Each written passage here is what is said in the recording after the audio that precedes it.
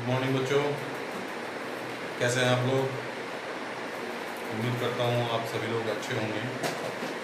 मैं आपका सभी का ऑनलाइन मैथ्स की क्लास में स्वागत करता हूँ। जैसा कि आप सभी लोग जानते हैं that we are studying quadratic equations, and in quadratic equations we shall start exercise 4.4, and of this exercise I took a question number 5. You can read it. Is it possible to design a rectangular park of a perimeter 80 meter and area 400 meter square? If so, find its length and breadth. So बच्चों, you can see that this is a problem of engineering. मतलब you can see it means when we are discussing this problem in this chapter, so we can see, we can observe, and we can know that how the quadratic equation is used in engineering. So there is a use of quadratic equation in engineering in day-to-day life. ये बहुत बड़ी engineering की बात भी नहीं है, एक day to day life की प्रॉब्लम है। और इसका जब हम इस प्रॉब्लम को इस चैप्टर में डिस्कस कर रहे हैं, इसका मतलब डे टू डे लाइफ में या इस तरह की प्रॉब्लम में क्वाड्रेटिक इक्वेशन का उपयोग होता है। बच्चों, before I solve this problem I would like to discuss some things with you. You know that a quadratic equation, the standard form of the quadratic equation is given by this.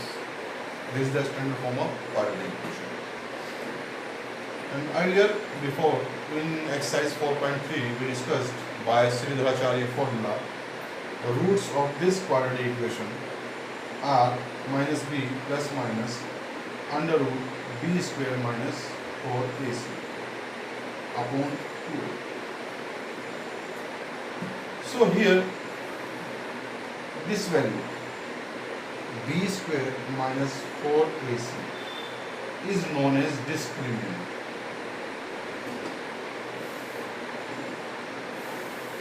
इसको हम discriminant बोलते हैं। मतलब यहाँ पर roots कैसे होंगे वो इसकी वैल्यू पर डिपेंड करता है। इसकी वैल्यू जैसी भी होगी, अभी मैं बताऊंगा कैसी होगी, जैसी भी होगी वो तय करेगा कि जो हमारे रूट्स हैं उनका नेचर कैसा होगा। तो इस बात को हम नेचर ऑफ रूट्स से स्टडी करते हैं बच्चों, नेचर ऑफ रूट्स। अब नेचर ऑफ रूट्स से क्या मतलब है और नेचर ऑफ रूट्स से इस बात का क्या संबंध है, ये हम देखते हैं। जब मैं कह रहा हूँ कि इससे नेचर ऑफ रूट्स का पता चलता है और ultimately B square minus 4ac क्या है।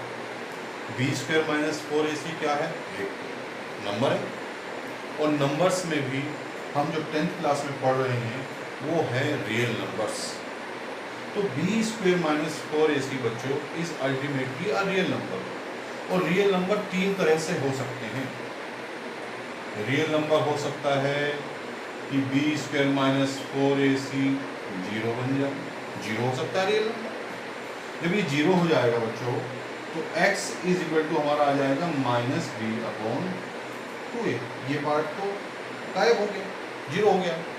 जबकि इसके रूट्स कितने होने चाहिए, दो होने चाहिए। इसका मतलब दूसरा रूट भी क्या होगा, माइनस बी अपॉन 2a होगा। तो अगर B square minus 4ac zero हो जाता है तो दोनों रूट्स कैसे आते हैं, बराबर आएंगे। और कैसे आएंगे, रियल। यानी कि the quadratic equation has two equal roots. कैसे होंगे, दो इक्वल रूट्स होंगे, दोनों के दोनों बराबर होंगे क्योंकि एक जुड़ा है और रूट हमें दो ही होंगे। ठीक है, अब हम इसका सेकंड पार्ट अगर डिस्कस करें, इसे मैं मिटा देता हूँ, ये हमने देख लिया, इसे हम लिखने के बाद सेकंड पार्ट अगर हम इसका डिस्कस करें तो दूसरी जो पॉसिबिलिटी हो सकती है वो हो सकती है बी स्क्वायर माइनस 4ac क्या हो जाए, बड़ा हो जाए 0 से। 0 हो सकता है, 0 से बड़ा हो सकता है, क्योंकि रियल नंबर कोई भी इधर इट इज 0 और ग्रेटर देन 0 और लेस देन 0। 0 हमने ले लिया है, हम ग्रेटर देन 0 लेते हैं, तो x is equal to minus B plus minus square root of B square minus 4ac से अपॉन 2a से क्या हो जाएगा, ये ग्रेटर देन 0 आ गया है, तो ग्रेटर देन 0 की वैल्यू का स्क्वायर रूट आसानी से निकल सकता है। लेकिन एक बार हम प्लस लेंगे, जैसे मान लीजिए 3 आ जाता है या 4 आ जाता है बी स्क्वायर माइनस 4ac, अगर ये 4 आ जाता है तो स्क्वायर रूट कितना आ जाएगा, 2 आ जाएगा, तो minus B plus minus 2 upon 2a हो जाएगा। तो एक बार प्लस लेंगे तो minus B plus 2 upon 2a आएगा, दूसरी बार माइनस लेने पर minus B minus 2 upon 2a आएगा, यानी कि 2 डिस्टिंक्ट रूट्स मिलेंगे हमें। क्या मिलेंगे, 2 डिस्टिंक्ट रूट्स, 2 अलग अलग रूट्स मिलेंगे। डिस्टिंक्ट का मतलब अलग।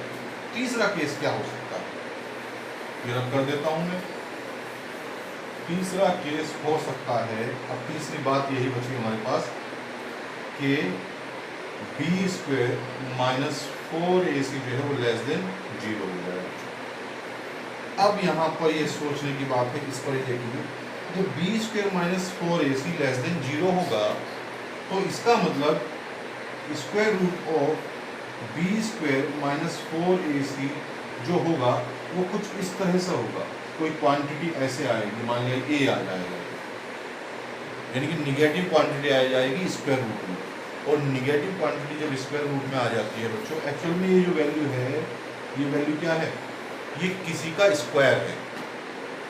स्क्वायर रूट का मतलब क्या हुआ कि स्क्वायर का स्क्वायर रूट निकाल रहे हैं हम, वो वैल्यू निकाल रहे हैं। एक्चुअली स्क्वायर रूट एक ऐसा नंबर है जो किसी क्वांटिटी का स्क्वायर बन के आ रहा है। जैसे मान लिया 4 है, 4 का स्क्वायर रूट निकालते हैं, तो 4 is the square of something, तभी तो उसका स्क्वायर रूट वो आएगा जिसका 4 स्क्वायर है। 4 किसका स्क्वायर है, 2 का, तो square root of 4 is equal to 2 आएगा। यानी कि -2 का अगर स्क्वायर रूट हम निकालते हैं तो हमें बात चेक करनी होगी, हमें बात पता करनी होगी कि -2 किसका स्क्वायर है। -2 जिसका स्क्वायर है, -a का स्क्वायर रूट वही वैल्यू आएगा। और मुझे ऐसा लगता है और आप हम सब जानते हैं कि किसी भी क्वांटिटी का स्क्वायर जो है वो निगेटिव नहीं हो सकता है। इसका मतलब ये कैसी वैल्यू आ गई है, इमेजिनरी वैल्यू आ गई है, कोई रियल रूट्स नहीं निकलेगा इस सिचुएशन में। तो हम क्या लिख सकते हैं, इट हैज कौन, इट किसके लिए लगाया मैंने, quadratic equation, it has no real roots.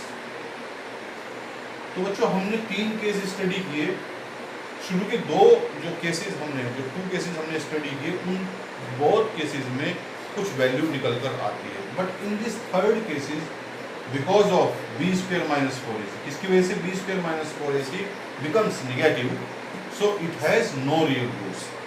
तो इसका कोई भी रियल रूट, अगर ऐसी कोई क्वाड्रेटिक इक्वेशन है जिसमें B square minus 4ac negative आ जाता है, तो that equation can not be solve for real values, वो इक्वेशन रियल वैल्यूज के लिए सॉल्व नहीं हो सकती है।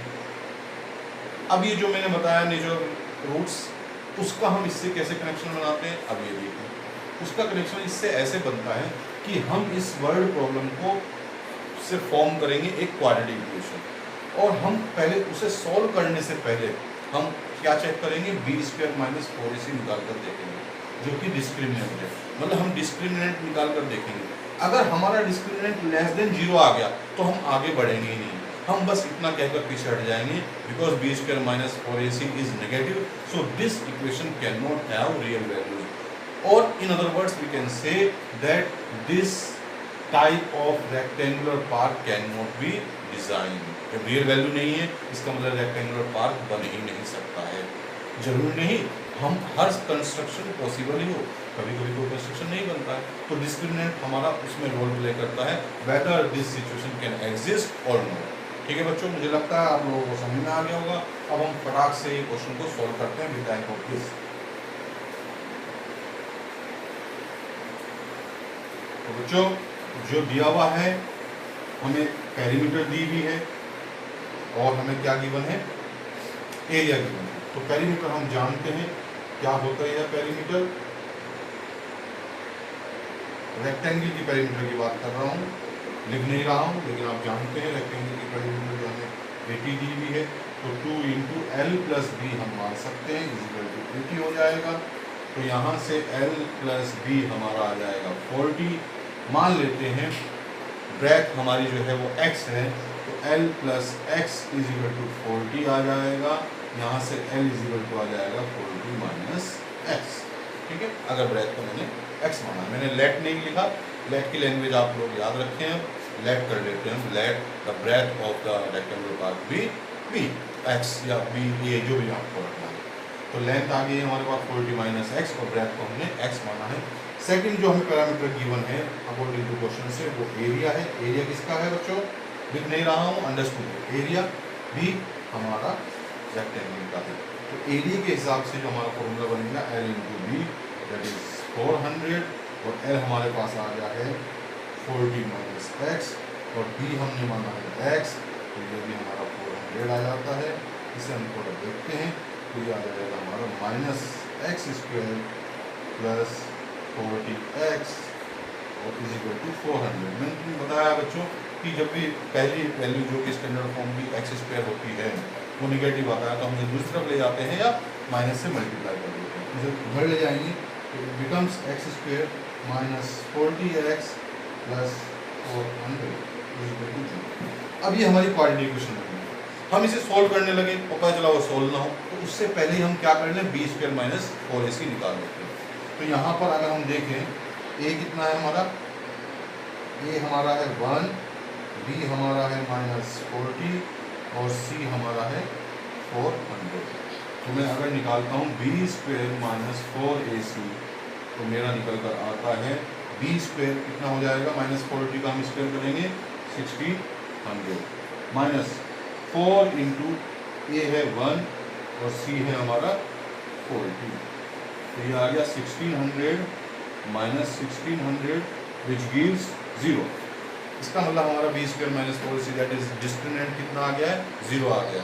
तो 0 हमारा पहला ही केस हमने 0 लिया था, तो 0 पर भी हमने ये कहा था yes it is possible and it gives 2 equal values. इसकी जो रूट्स हैं वो दोनों कैसे होंगी, बराबर होंगी, सॉल्व हो जाएगी। सिर्फ थर्ड केस में ही बच्चों हमारी इक्वेशन सॉल्व नहीं होगी जब बी स्क्वायर माइनस 4ac हमारा क्या होगा, लेस देन 0 होगा, अदरवाइज दोनों केसेस में हो जाएगी। इसका मतलब this type of rectangular can be design. अब जब उसने कहा है कि अगर ऐसा हो सकता है तो ही हम उसे सॉल्व करें। जब देखो एक बात और यहाँ पे हमें डायरेक्ट अगर हम बताना हो बिना सॉल्व करें, जब दोनों वैल्यू अब बराबर आने वाली है बच्चों, तो दोनों वैल्यू क्या है, लेंथ और ब्रेथ। इसका मतलब लेंथ और ब्रेथ क्या आएंगी, इक्वल आएंगी। और इसका मतलब ये भी हुआ कि now it becomes a square park. भले ही उसने रेक्टेंगुलर वर्ड यूज किया था, लेकिन ये क्या बन जाएगा, अब एक स्क्वायर पार्क हो जाएगा। ठीक है बच्चों, तो स्क्वायर पार्क स्क्वायर को भी हम, तो अब हम सीरीज 40 से इसको सॉल्व करते हैं। इसे रब कर देता हूँ बच्चों, इसको भी रब कर देता हूँ। बस अब मुझे जो जरूरत है इक्वेशन की जरूरत है, और सीधा 40 जब मैं इसमें लगाता हूँ तो x इक्वल टू बन जाएगा माइनस बी अपॉन 2a, क्योंकि बी स्क्वायर माइनस 4ac तो क्या आएगा, 0 आएगा, इसलिए उसे लिखने की भी जरूरत नहीं है। ये बहुत स्ट्रॉन्ग मेथड है, दोनों रूट बराबर आने वाले हैं। x equal to minus B कितना हो गया, माइनस फॉर्मूले का है और माइनस 40 अपॉन 2a, a कितना है 1 है, तो कितना आ जाएगा बच्चों 40 upon 2 that is 20। x is equal to हमारा 20 आ जाएगा, तो हमारी लेंथ इजिकल टू ब्रेथ, वो दोनों बराबर ही आने वाले हैं, इजिकल टू 20 मीटर। तो बच्चों ये हमारा सॉल्यूशन आ जाएगा। इसका मतलब हमारा स्क्वायर पार्ट बनने वाला है, उसकी लेंथ और ब्रेथ क्या होंगी, बराबर होंगी। तो देखा आपने कैसे हमने इसको अप्लाई किया इस मेथड को, और ऐसे हम ये सभी एक्सरसाइज के क्वेश्चन करेंगे। ठीक है, जो प्रॉब्लम आपको समझ में नहीं आती है तो आप मुझसे पूछ सकते हैं। ठीक है, मुझे उम्मीद है कि आप लोगों को समझ में आ जाएगा। ठीक है बच्चों, okay, thanks for watching, bye.